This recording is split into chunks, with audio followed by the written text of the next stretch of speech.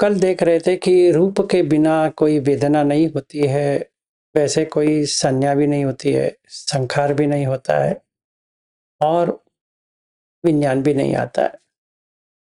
तो बुद्ध का धम्म में ऐसा है, कुछ भी मानने की जरूरत नहीं पड़ती है। हमें स्वयं दिखाई देता है कि क्या होने से क्या मिलता है, क्या नहीं होने से क्या नहीं मिलता है। बस इतना ही है। अगर ये है तो इसका ये होगा, अगर ये नहीं है तो कुछ भी हो जाए नहीं होगा। इसीलिए इसको कहते हैं पटिच्च समुत्पाद। ठीक है, इसके बिना कोई चीज होती नहीं है।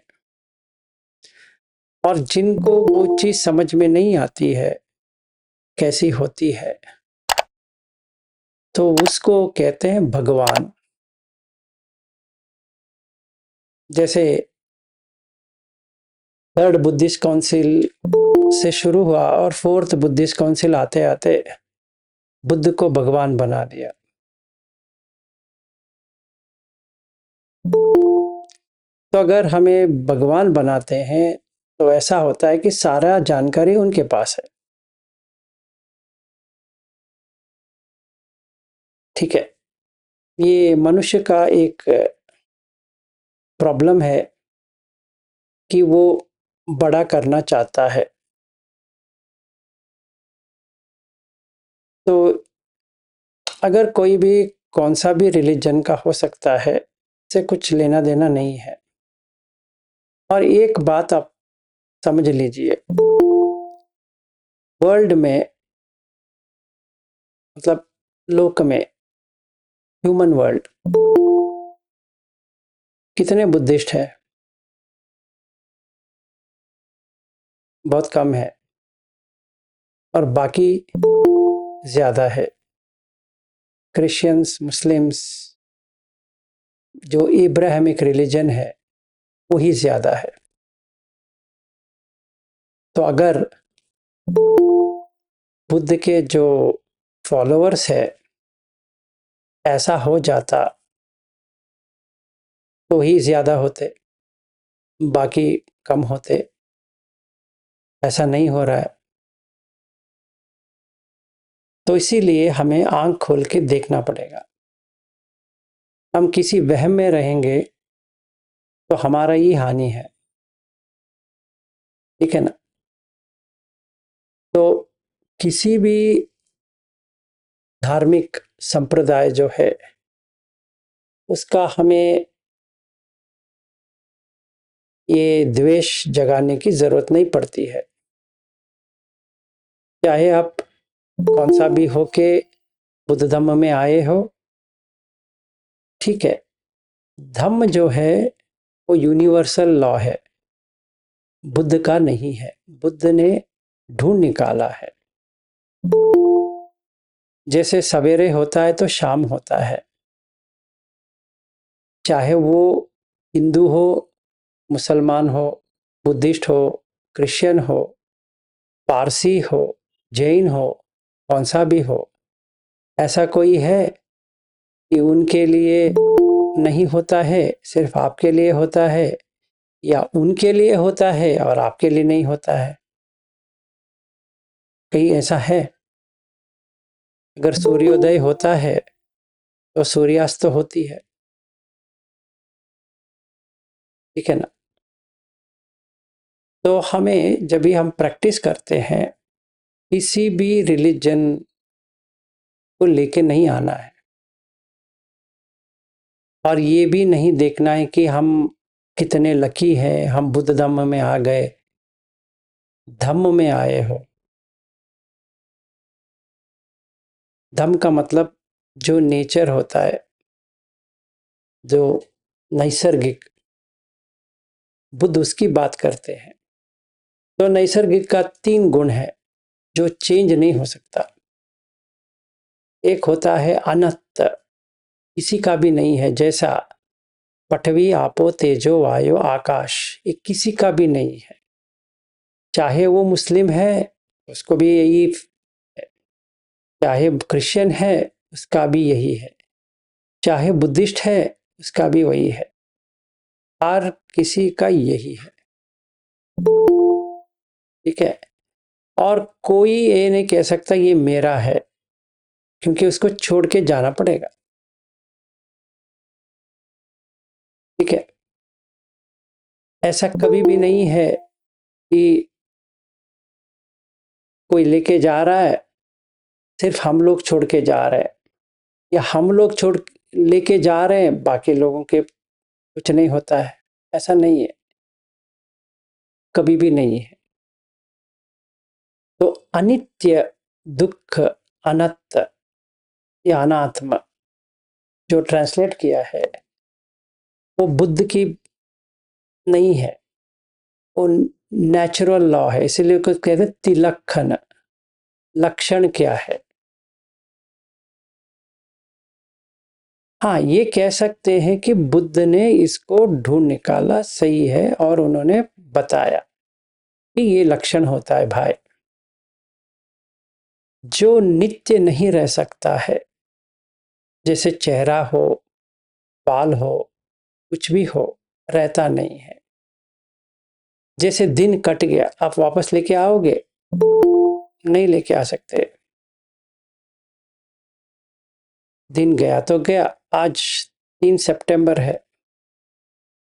1 साल पहले, 2 साल पहले, 10 साल पहले, 15 साल पहले, 25 साल पहले, जब ये पैदा हुए थे तब छूटता ही जा रहा है। इसीलिए इसको अनित्य कहते हैं, नित्य नहीं रहता है। तो जैसे हमारा बॉडी भी रहता नहीं है, हमारा जो मन जो कहते हैं, उसका विचारधारा जो है वो भी रहता नहीं है। ठीक है, क्योंकि बाहर भी रहता नहीं है। हम उसको क्या किया है, उसको देखने के लिए हमने एक क्लॉक किया है, 12 से 12, 24 आवर्स। उसी के साथ एक कैलेंडर भी लिया है। और जो अभी हम कैलेंडर की बात करें, ग्रेगोरियन कैलेंडर अलग है, बुद्ध का कैलेंडर अलग है, क्राइस्ट का कैलेंडर अलग है, हिंदू का कैलेंडर भी अलग है, क्रिश्चियन मुसलमान का भी अलग है। इसका मतलब ये थोड़ी है कि वो जो यूनिवर्सल लॉ है वो चेंज हो जाएगा ये कैलेंडर बनाने से। जो बुद्धिस्ट है वो बुद्ध की टाइम से लेते हैं, जो ग्रेगोरियन कैलेंडर है वो ग्रीस का लेते हैं, और जो हिंदू का कैलेंडर है तो मनु का जब है वहां से लेते हैं। मुसलमान का जो कैलेंडर है उनका अपना तरीका होता है, वो पैगंबर से लेते हैं। इसका मतलब ये थोड़ी है कि नैसर्गिक चेंज हो जाएगा या रह जाएगा। हमें सिर्फ उसको देखने के लिए रखा है। वैसे ही अमावास्या, वैसे ही पूर्णिमा, आपका भी नहीं है, मेरा भी नहीं है, वो नैसर्गिक का है। इसके बीच में किसी ने अष्टमी डाल दिया और लोग उसकी करते हैं। इसका मतलब ये थोड़ी है कि सच में ऐसा है।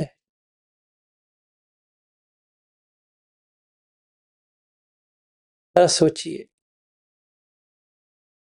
तो अगर है भी तो दुख ही है वो, क्योंकि वो रहता नहीं। अष्टमी के बाद नवमी आती है, वैसे रह जाती है अष्टमी? नहीं। पूर्णिमा रह जाती है? नहीं। अमावस्या रह जाता है? नहीं। चाहे वो वही वही पूजा करो, रहता नहीं है। ठीक है, इसको जरूर देखे।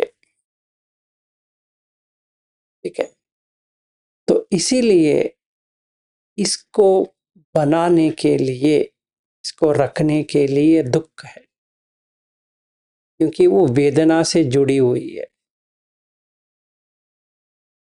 तो अनित्य, जो अनित्य या अनिच्य होता है वो दुखी देगा और कुछ नहीं देगा, क्योंकि चला जाएगा। इसलिए उसका भय आता है। भय का मतलब फियर, डर। क्योंकि जो कुछ भी रिलेशनशिप है, संबंध है, वो बने हैं टूटने के लिए, जोड़ने के लिए कभी नहीं बना है, तोड़ने के लिए ही बना है।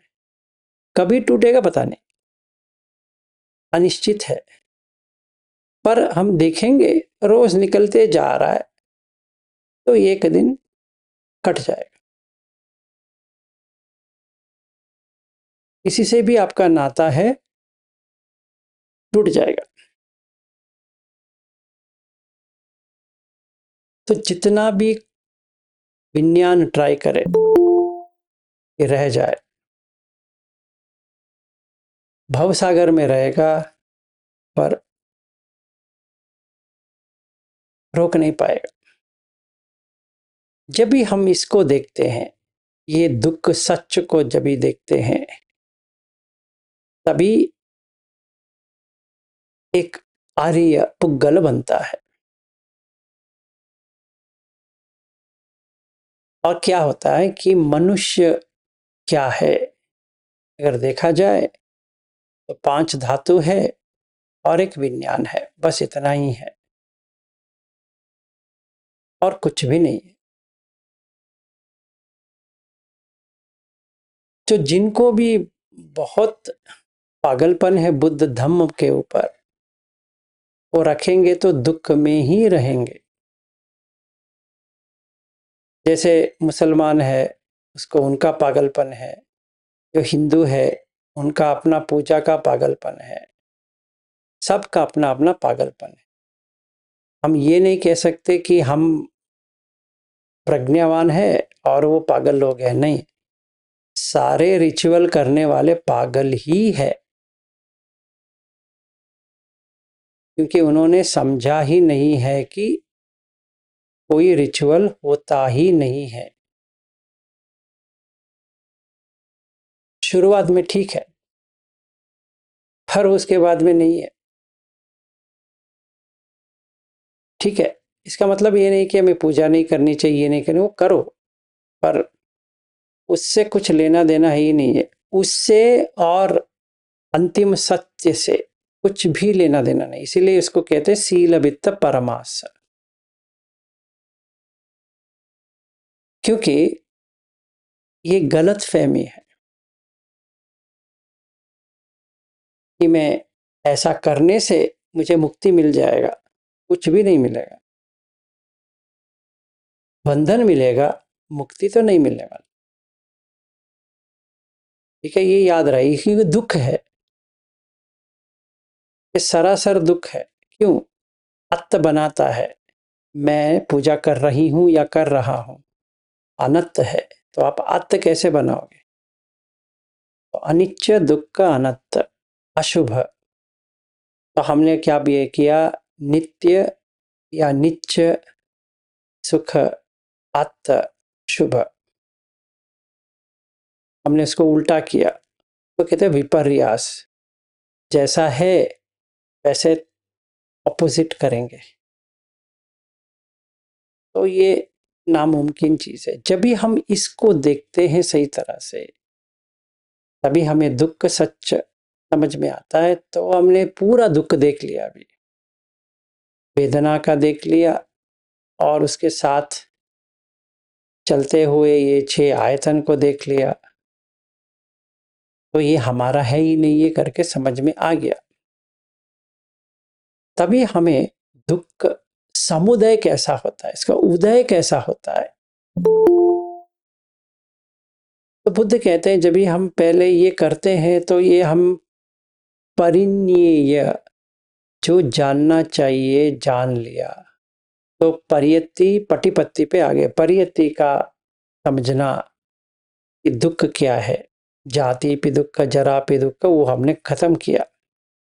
फिर अभी हमने परिण्यय का पूरा मूल देख लिया।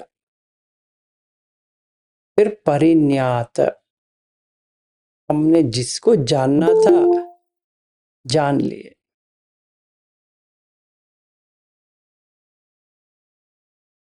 ठीक है, हमने इसको जान लिया।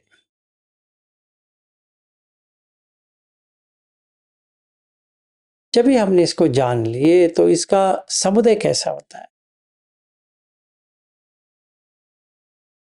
तो कहते हैं कि तन्हा पोनो भविका, मतलब तन्हा जो है, तृष्णा जो है, पुनर्भाव करता है।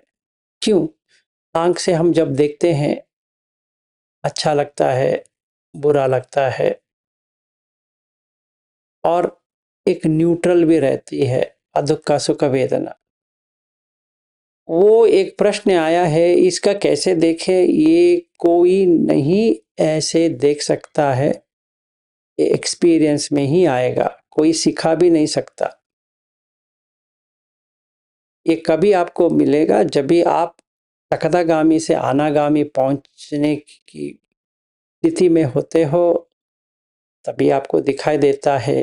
अगर आपको सोतापन है या नहीं है वो भी जानकारी नहीं है, तो कोई कुछ नहीं कर सकता, चाहे मैं जितना भी इसके बारे में एक्सप्लेनेशन दूं, कुछ फायदा नहीं है। ये आप ही को ढूंढना है, आप ही को एक्सपीरियंस करना है। उपेक्षा और ये अदुख सुख वेदना, डिफरेंस क्या होता है आपको स्वयं जानना पड़ेगा। कोई आपको सिखा नहीं सकता इसको कैसा देखना। ये इंटेलेक्चुअल नहीं है, ये परिज्ञात में है, जो जानना चाहिए।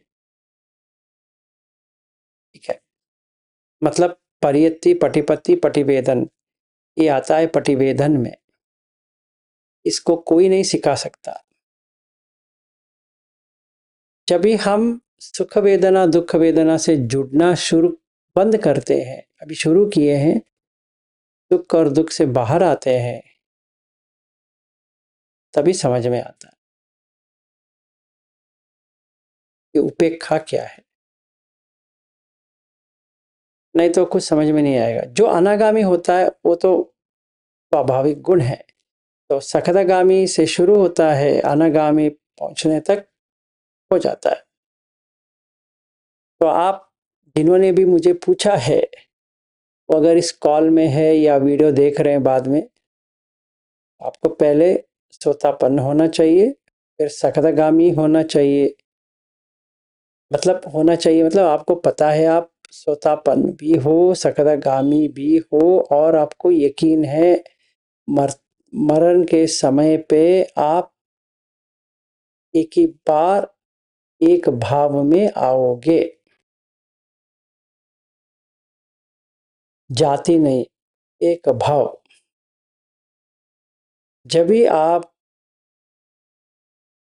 सखदागामी से अनागामी तक प्राप्त होना शुरू हो जाता है, तभी उपेक्षा डेवलप होती है। ठीक है,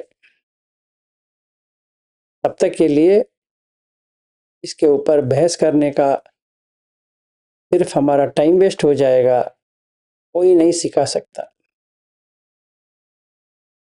ठीक है, तो परिण्यात होने के बाद ये हमने ये देखा कि पहान काटना है। क्या काटना है? तन्हा। क्योंकि तन्हा से ही ये होता है, तो पहान करना है, काटना है। तो काटने के लिए क्या करना चाहिए? वेदना के ऊपर देखना चाहिए। वेदना कैसी होती है? फस से। अगर फस को ही निकाल दे तो वेदना हो ही नहीं सकता। तो यही काम करना है, तभी पहीन होता है। पहिना मतलब काट दिए। तो 1 2 3 4 नोबल ट्रूथ्स इंटू 3 12। ठीक है, तो अभी पहिन मैंने काटने की विधि जान लिया। कैसे जाना? तन्हा को देखा, वेदना से तन्हा आ रही है और वेदना के लिए फस है। फस को ही काट देंगे तो वेदना नहीं आती। और फस को कैसे काटना है? ये आकार है, ये रूप है, इसका रूप का आकार है,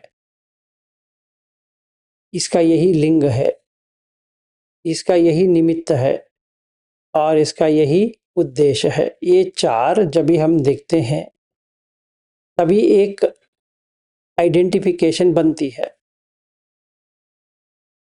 जैसे मैं यहाँ पे जितने भी लोग बैठे हैं, इनका आकार है, इनका लिंग है, इनका निमित्त है, इनका उद्देश्य है, तभी हम पहचान सकते हैं। अगर वो आकार, वो लिंग और वो निमित्त, वो उद्देश्य को हटा दिया जाए तो कुछ हो सकता है? नहीं। मतलब हम सारे लोगों को पृथ्वी आपो तेजो वायो आकाश में देखते हैं, तो आकार चला गया, लिंग चला गया, निमित्त चला गया, उद्देश्य चला गया, तो फस चला गया। फस के बिना वेदना नहीं होती है। तो तभी हमने सीखा निरोध सच।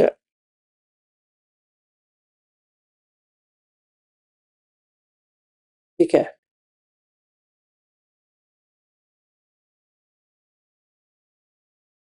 अभी हमने क्या किया? सच्ची क्रिया, जो सच है उसको हमने देखा, ये सच है।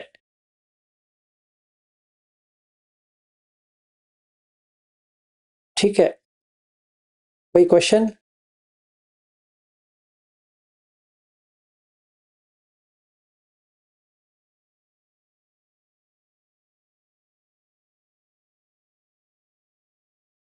फिर आगे सच्ची कथा तब। हाँ जी, कल्याण ज्योति जी।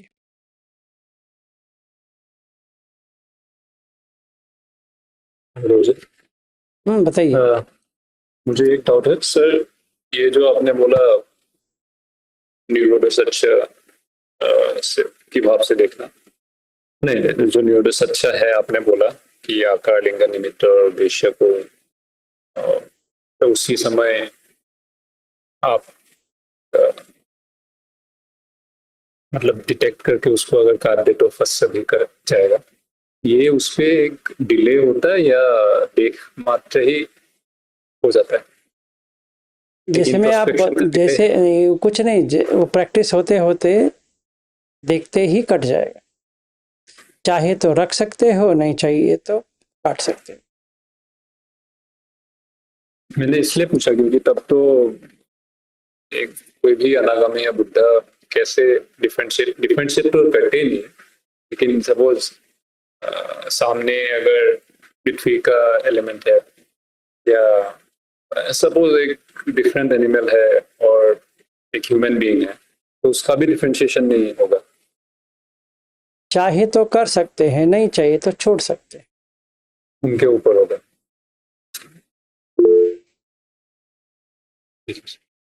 देखिए, अभी बुद्ध ने भी सारीपुत्र को देखा, मोग्गलान को देखा, कहा तुम सब सारीपुत्र हो, तुम मोग्गलान हो। पर उनको जानकारी भी है कि वो कोई सारीपुत्र भी नहीं है, कोई मोग्गलान भी नहीं है। तो इसको कहते हैं conventional reality. Reality only in convention. कहने के लिए ही सिर्फ, जैसे आप कल्याण ज्योति मोहन करके हो, पृथ्वी आपो तेजो वायो आकाश और विज्ञान जोड़ के इसको कहते हैं कल्याण ज्योति मोहन। कल एक और नाम भी डाल सकते हैं, कुछ भी कर सकते हैं, पर जिस नाम से हम जानते हैं वो चेंज कर सकते हैं, क्योंकि वहां पे कोई व्यक्ति होता नहीं है। अगर कोई सच में व्यक्ति होता तो वो इनकार कर देता। जैसे मिस्टर सो एंड सो, और बहुत सारे यहाँ पे लोग जो है उनका पति का नाम नहीं लेते, हमारा मिस्टर कहते हैं। वो क्या होता है पता है, मुझे तो समझ में नहीं आती। हमारा मिस्टर क्या होता है, ये मतलब क्या है हमारा मिस्टर मतलब? सोचिए, अगर वो व्यक्ति सुन लेता है हमारा मिस्टर, तो क्या होता है? एक कॉट या एक टेबल या चेयर की तरह हो गया हमारा चेयर, है ना? अगर उनका मिस्टर को समझ में आ गया, उनका नाम अभी मिस्टर हो गया है, उनका नाम तो एक कुछ होगा ना। पर ये जब भी हमारे घर आए थे तो उन्होंने कहा हमारा मिस्टर। और कोई कोई मुझसे जो पुरुष है वो बात करते हैं हमारे मिसेस। वो क्या होता है? ये मिसेस क्या होता है मुझे तो समझ में नहीं आती। कोई ऐसी होती है क्या मिसेस करके? होती है? सोचिए, अगर मिसेस होती है तो मिस करके कोई होती है? सोचो, बट हाँ कहते कहते हैं। और एक और चीज है, अक्सर कंट्रीज को एक लड़की का नाम लड़की की तरह उसको संबोधित करते हैं। India has done this, she will. Female हो गया क्या इंडिया? उसका लिंग है क्या? Mother India. Mother India. देखिए, सोचिए। तो कन्वेंशनली हम किसी को भी कुछ भी कर सकते, और विज्ञान उसको ले लेता है। जैसे इन्होंने मेरे घर में कहा हमारे मिस्टर, तो मेरे विज्ञान ने पकड़ लिया ये इनके पति के बारे में बात कर रहे हैं। तो मैंने इनसे नहीं पूछा आपका मिस्टर मतलब क्या होता है।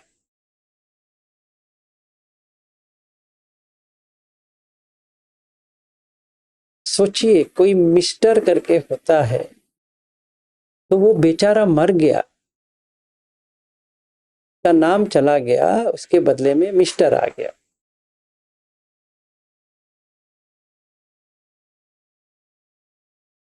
इसका मतलब यही होता है कल्याण ज्योति, कि कोई होता ही नहीं है।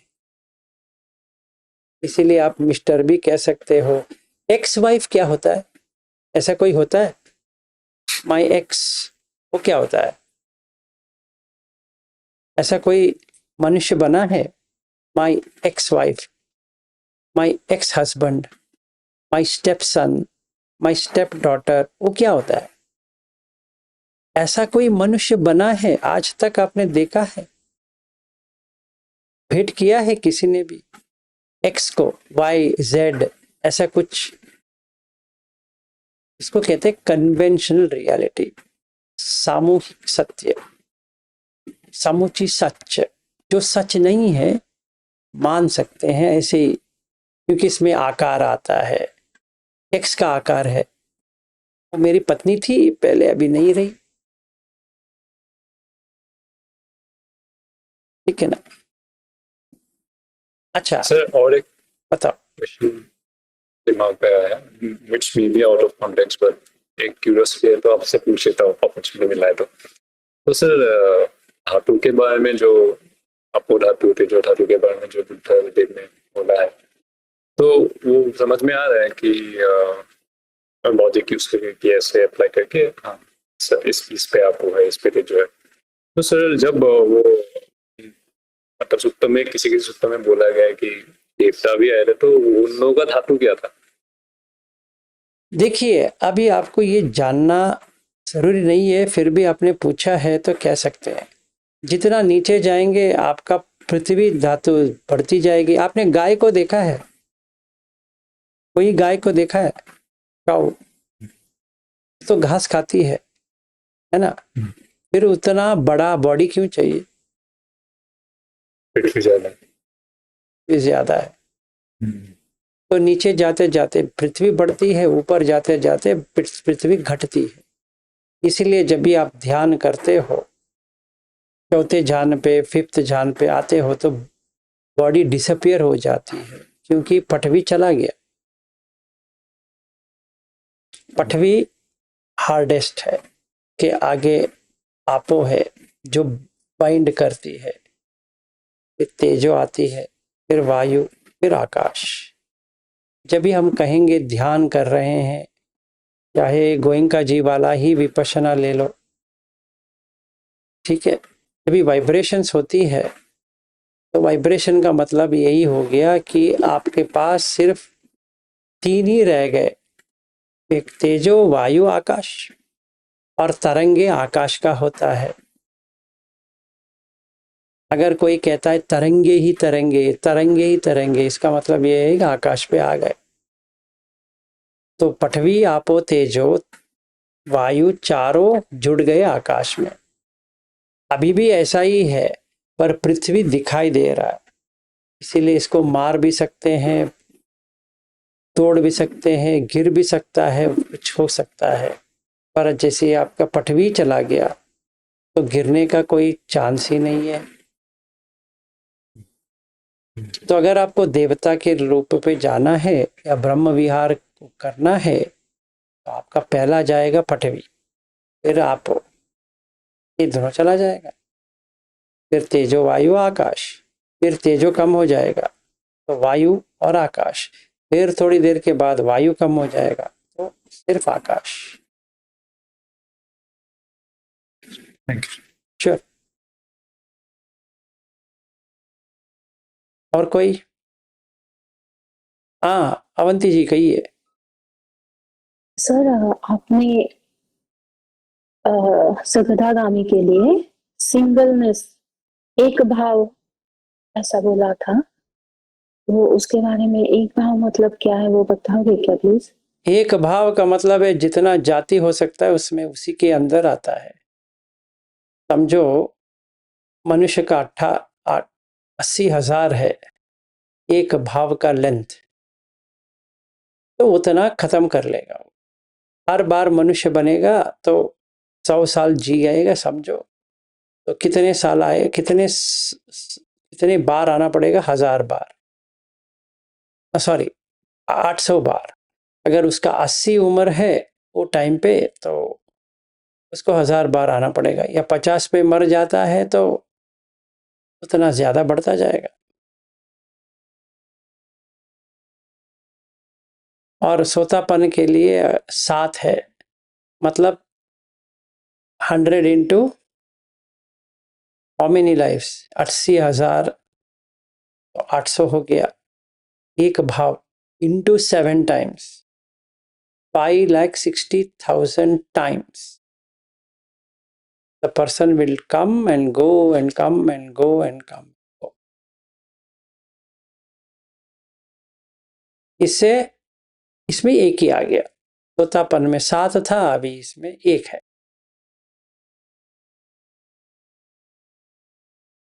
उत्तर मिला अवंती जी? थोड़ा कॉन्टेम्पलेट करना पड़ेगा, लेकिन हाँ, तो जितना भी लाइफ बचा है वो सब एक, मतलब जितना भी 80,000 में से जो भी बचा है वो एक बार में खत्म हो जाएगा, ऐसा? आपको 80,000 है, जिस दिन हाँ आपका खत्म होगा ये हाँ। एक भाव पूर्ण करना पड़ेगा।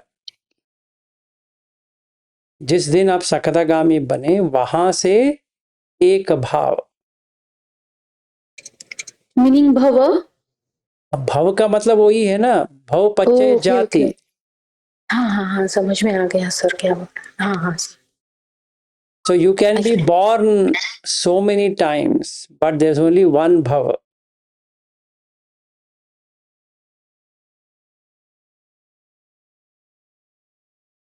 Because that karmic cycle is one single length.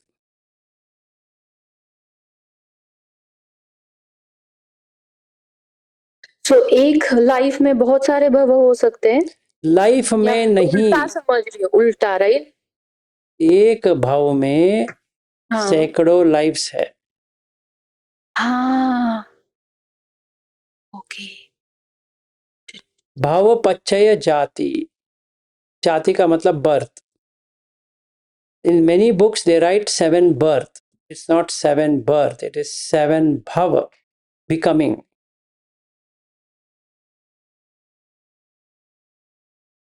तो मनुष्य कितने साल के लिए बना है? 80,000। जब भी आरक्ष आए थे तभी 80,000 से 60,000 हो गया था।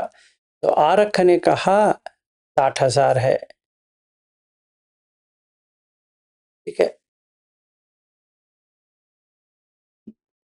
आरक्ष सूत्र पढ़ो, उसमें स्टार्टिंग में देते हैं भिक्षुओं बहुत कम है, 60,000 को वो कह रहे हैं बहुत कम है। तभी शादी होती थी 500 साल में, मतलब जब ये लड़की 500 साल की उम्र की होती है तभी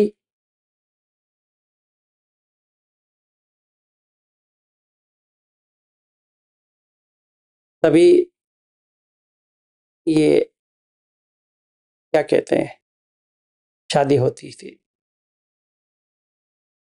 लड़की बड़ी होती थी 400 साल में।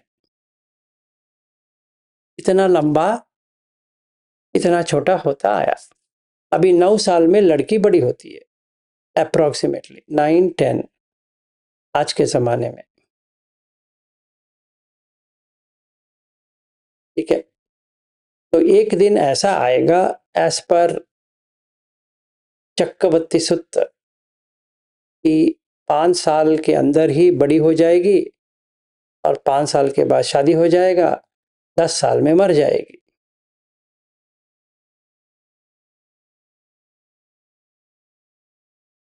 ठीक है।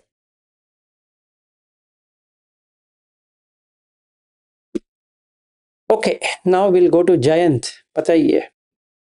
जी प्रणाम सर। बताइए।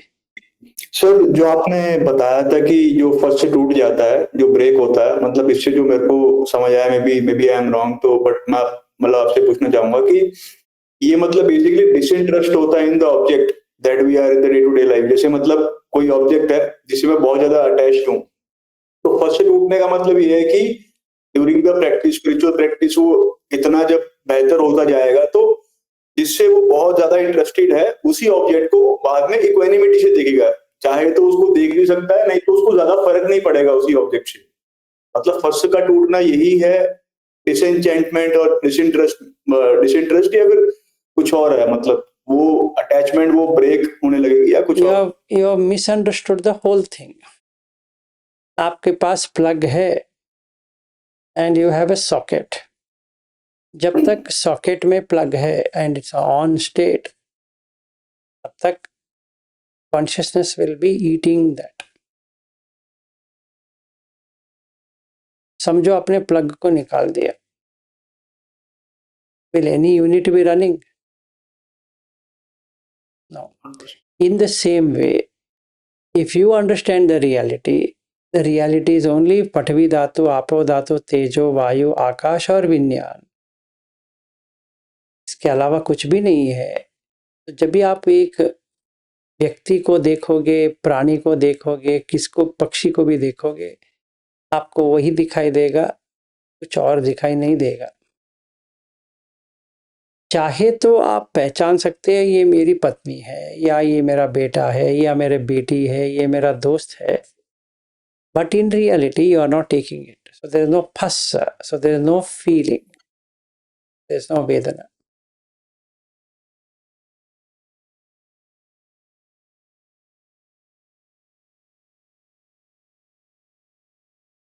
और मतलब डायरेक्टली वो उसको डायरेक्टली इंटरप्रेट कर पाएगा in terms of this six, मतलब जो 4 एलिमेंट्स हैं प्लस आकाश और विज्ञान, मतलब ऐसे ही वो क्लियरली देख पाएगा एक्सपीरियंस में अपने। Exactly. तो किसी ने धातु विभांग सूत्र देख के समझ लिया हो, किसी ने सड़ायतन विभांग सूत्र से समझ लिया हो, किसी ने धम्मचक्र प्रवर्तन सूत्र से समझ लिया हो, कौन सा भी लेके समझ लिया हो, उसको तो अभी ये समझ में आ गया कि निरोध सत्य क्या है। जब तक वो पति दिखता रहा या पति को दिखती रही तब तक वो तन्हा में ही थी। जब ये समझ में आया कि पत्नी या पति करके कोई होता ही नहीं है, ये सिर्फ मन का एक आइडेंटिफिकेशन है, तो उसने काट दिया। ये इसका आकार है, ये इसका लिंग है, ये इसका निमित्त है, ये इसका उद्देश्य है, चारों हटा दिए। हटा दिए तो कोई नहीं है।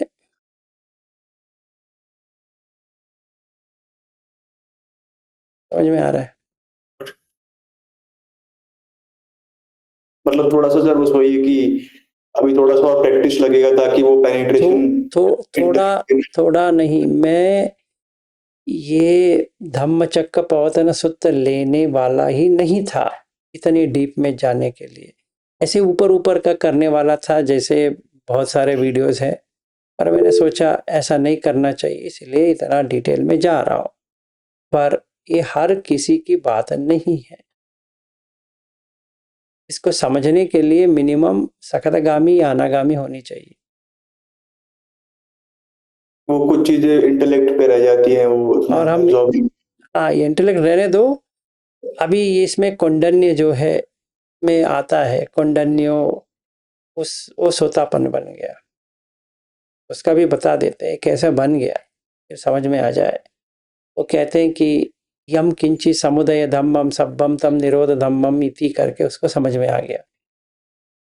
तो मतलब ये है कि जब भी उदय होता है तो व्यय तो होता है, या उदय होता है तो सूर्यास्त होता है, सारा यही खेल है और कुछ भी नहीं, ये समझ में आ गया।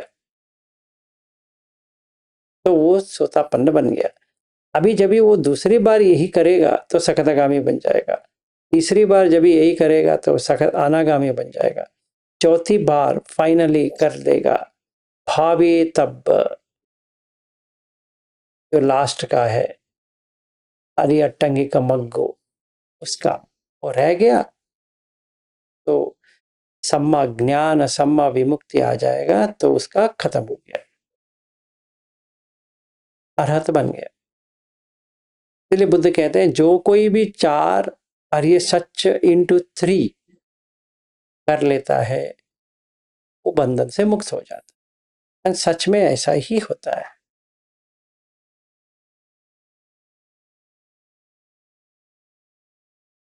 तो थोड़ा नहीं करना है, बहुत करना है, ये समझ में आए कि कितना गहरा है, इसलिए कह रहा हूं।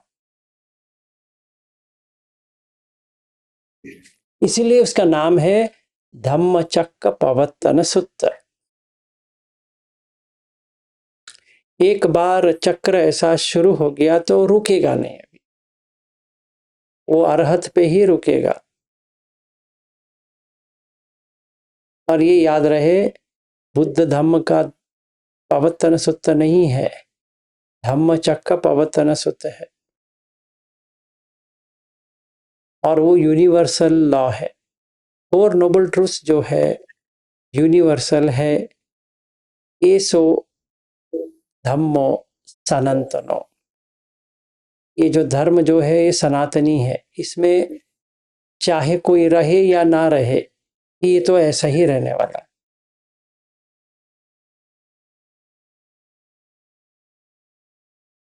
चाहे कोई मुसलमान हो उसका भी जाति पे दुख है, कोई हिंदू हो जाति पे दुख है, कोई जैन हो जाति पे दुख है, कोई पारसी हो जाति पे दुख है, कोई क्रिश्चियन हो जाति पे दुख है, कोई मुस्लिम हो, कुछ भी हो, प्राणी हो पक्षी हो कुछ भी हो, देवता हो ब्रह्म हो, जाति पे दुख यूनिवर्सल है, कोई रोक नहीं सकता। एक बार आ गया, मैनिफेस्ट हो गया कॉन्शियसनेस, तो वो बुझ जाएगा, कोई कुछ नहीं कर सकता, बचा नहीं सकता उसको। कि हम पैदा रहे, पैदा हो गए, यही रहने दो, मरेंगे नहीं, ऐसा हो ही नहीं सकता।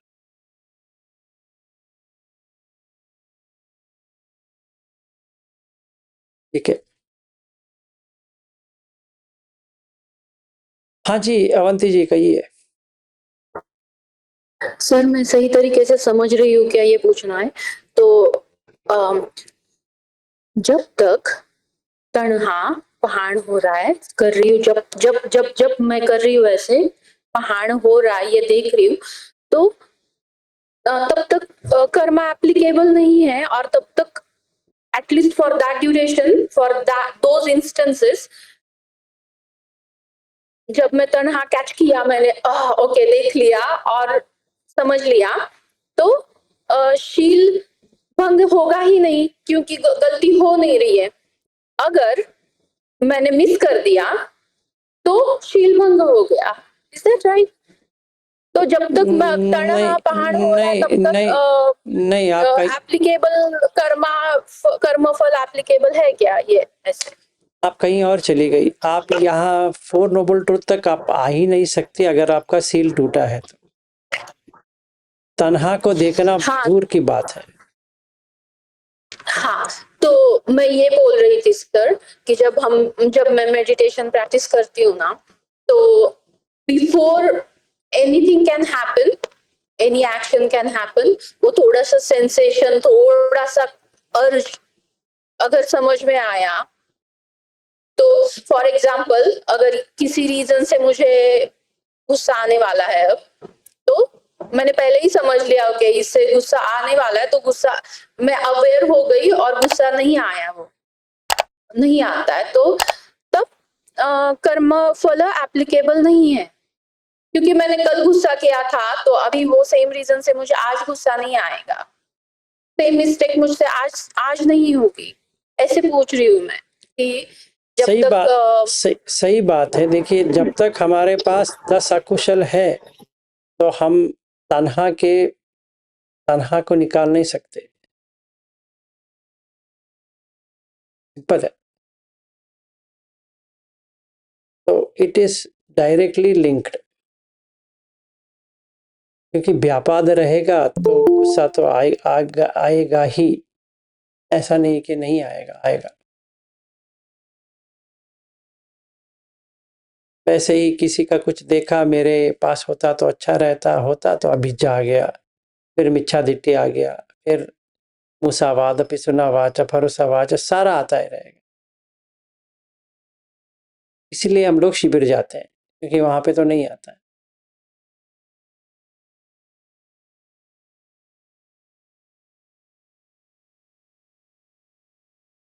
ठीक है, तो आज के लिए इतना ही करते हैं। यहाँ तक आप प्रैक्टिस करो, देखो क्या होता है। और अगर हो सके तो परसों मिलेंगे फ्राइडे। कल तो मैं नहीं हूँ, फ्राइडे अगर इंटरनेट अच्छा है वहाँ पे तो करेंगे। तो यही दुख, दुख सच्च, दुख निरोध, दुख निरोध गामिनी बाद में करेंगे, क्योंकि उसमें भावे तब, भावना, मेडिटेशन वो हो जाएगा। जो जब हमें पहला पूरा फोर नोबल ट्रूथ समझ में आ जाएगा तो सोतापन्न बन जाएंगे। मतलब दुख सच्च ने देख लिया, दुख समुदय को देख लिया, दुख निरोध को भी देख लिया, दुख निरोध गामिनी को भी देख लिया।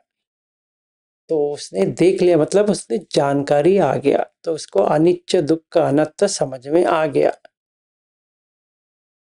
यूनिवर्सल लॉ है करके उसको समझ में आ गया। तभी बनता है सोतापत्ति फल प्राप्ति, उसको फल आ गया। तो उसने क्या देखा, अनिच्च भी परिणामी अन्यथा भावी। हमने बहुत इसके बारे में बात किया है, तो ये सोतापत्ति हो गया। फिर दूसरी बार वो करता है तो परिण्येय, फिर बहान, फिर सच्चिकिरियाय, फिर भावना, भावे तब,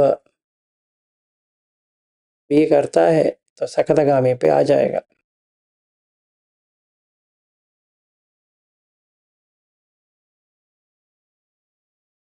ठीक है। फिर नेक्स्ट, ऐसे।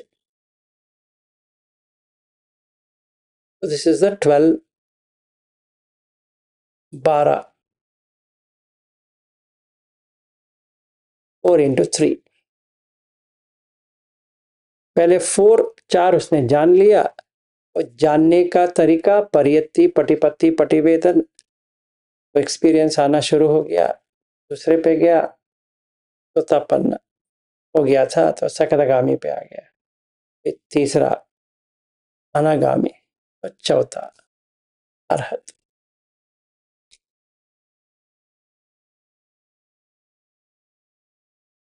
ठीक है, आज के लिए इतना ही करते हैं। लाइट रखा है आज, क्योंकि इसको कंक्लूड कर दिया कि धम्मचक्र प्रवर्तन सूत्रम। तो डिटेल में इसका बताया, जिससे हमें प्रैक्टिस करना है कि यहाँ पे कितने लोग अनागामी तक पहुंचे हैं पता नहीं है, और अरहत यहाँ पे कोई है वो भी पता नहीं। तो उतना डिटेल में वो दोनों में कहूँगा तो आप लोग भाग जाएंगे। ये अच्छा है सोतापन्न सकदगामी पे रखेंगे, इसलिए वो ज़्यादा बताया, ये कम बताया। जब ये हम सारे लोग अनागामी पद तक आ जाते हैं तो समझ में आ जाएगा कि हम अनागामी हैं, फिर आगे बढ़ेंगे उसका। अभी फिलहाल के लिए सोतापन्न और सकदगामी का तैर जर्नी इट। कायेन वाचा चित्तेन प्रमादेन मया कृतं अचर्यो खण्ये भन्ते पूरितया तथा गता। कायेन वाचा चित्तेन प्रमादेन मया कृतं अचर्यो खममे धम्मो संदिग्धिको अकालिको। कायेन वाचा चित्तेन प्रमादेन मया कृतं अचर्यो खममे संगो पुण्यं खेनानुत्तरोति।